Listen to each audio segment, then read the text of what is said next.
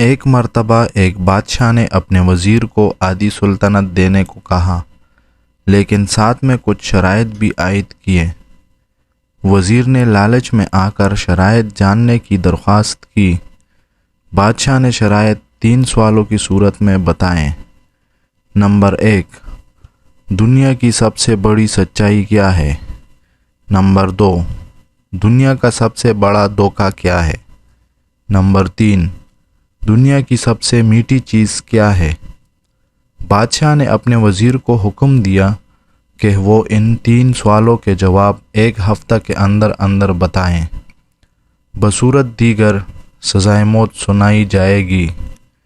وزیر نے سب سے پہلے دنیا کی بڑی سچائی جاننے کے لیے ملک کے تمام دانشوروں کو جمع کیا اور ان سے سوالات کے جوابات مانگے۔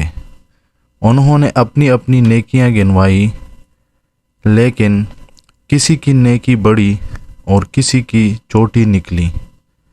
سب سے بڑی سچائی کا پتہ نہ چل سکا۔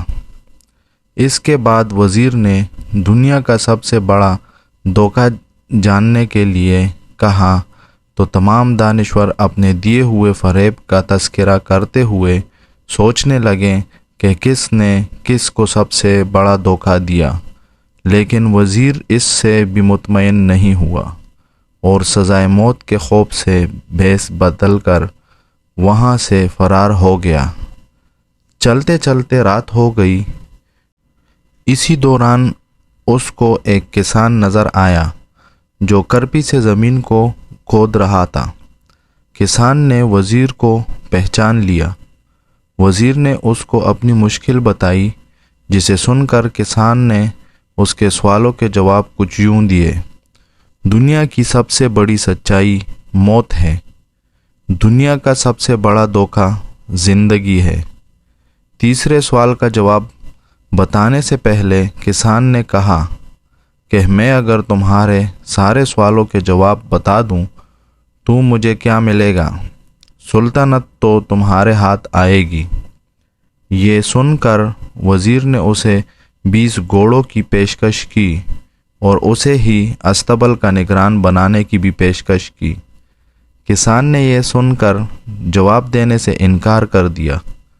وزیر نے سوچا کہ یہ تو آدھی سلطنت کا خواب دیکھ رہا ہے۔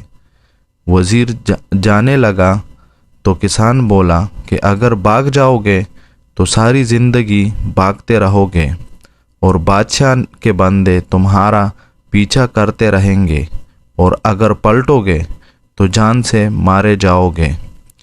یہ سن کر وزیر رک گیا اور کسان کو آدھی سلطنت کی پیشکش کی، لیکن کسان نے اسے لینے سے انکار کر دیا۔ اتنے میں ایک کتا آیا اور پیالے میں رکھے ہوئے دودھ میں سے آدھا پی کر چلا گیا۔ کسان نے وزیر سے کہا، مجھے آدھی سلطنت نہیں چاہیے، بس تم اسے بچے ہوئے دودھ کو پی لو تو میں تمہارے تیسرے سوال کا جواب بتا دوں گا۔ یہ سن کر وزیر تلملا گیا، مگر اپنی موت اور جاسوسوں کے ڈر سے اس نے دودھ پی لیا۔